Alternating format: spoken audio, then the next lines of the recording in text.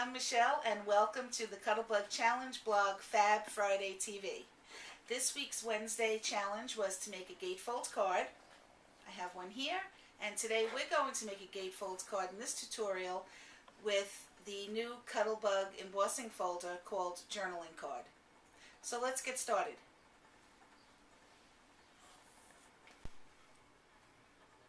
Okay, so here we are, and we're ready to get started to make this gatefold card with the friendship sentiment on the inside. Supplies that we'll need today are a selection of cardstock that are printed and coordinated, as well as solid.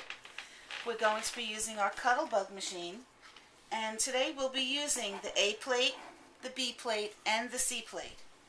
We'll also need a paper trimmer, a bone folder, nestabilities that match the size of the image that we're working with.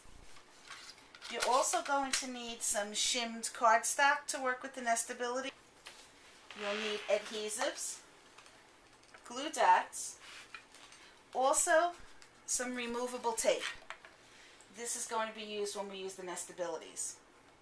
You'll also need a corner rounder punch, which is going to take the rounded edge, the squared edge off of your cardstock. We need some gems, your choice, adhesive or regular, and you can apply them with glue dots. You need some flowers, a colored and completed image of your choice for the card, and your coordinating cardstock pieces. And I think now we're ready to get started. Okay, the first thing we're going to do is take our 8.5 by 11 cardstock and cut it to 6 inches and leave it at 11. This is our card base. Then you're going to need 2 pieces of cardstock for the matte layers on the front. You're going to cut these 2 pieces to 2 3/4 by 5 3/4. 2 3/4 by 5 3/4. Then you're going to need print to go on top of this matte layer. You'll need 2 of them, and the 2 prints should be 2.5 by 5.5. You're also going to need a print for the inside of the card, and that piece is going to be, I use the 6 by 6, so you can leave it at 6 inches, but you want to trim off to make it 5 by 6, and you want to make it about 1/8 of an inch less than 5 inches. So just slightly less than 5 inches by 6 inches, and this is for the interior of the card. You're also going to want to choose your sentiment that will fit inside of the journaling card. I have mine here. It was laid out on the computer and printed, and it was formatted so that it fits perfectly inside of the embossing folder. You're also going to need 1 piece of cardstock that we're going to cut a scalloped nestability shape out of to mat the image. And one of the other tools that you'll be needing today is your Score It tool.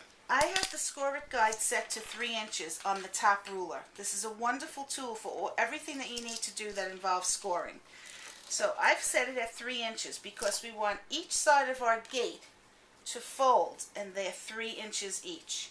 So these 2 flaps are each 3 inches. I've set the guide to 3 inches. I'm going to put the paper up against the guide and use this wonderful little notched tool to score the line on my card. Once I have this scored line, I'm just going to turn my cardstock around and score another line also at 3 inches. Now we have our perfectly scored lines done with the Score It at 3 inches. The next thing we want to do is take our cardstock that we scored and fold in the 2 halves of the gatefold. Okay, if you need to use your bone folder, you can finish your creases with your bone folder.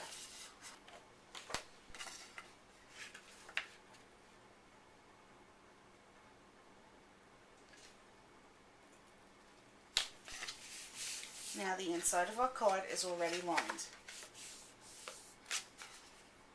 We'll put our card aside. We're going to mat the 2 prints for the front of the card.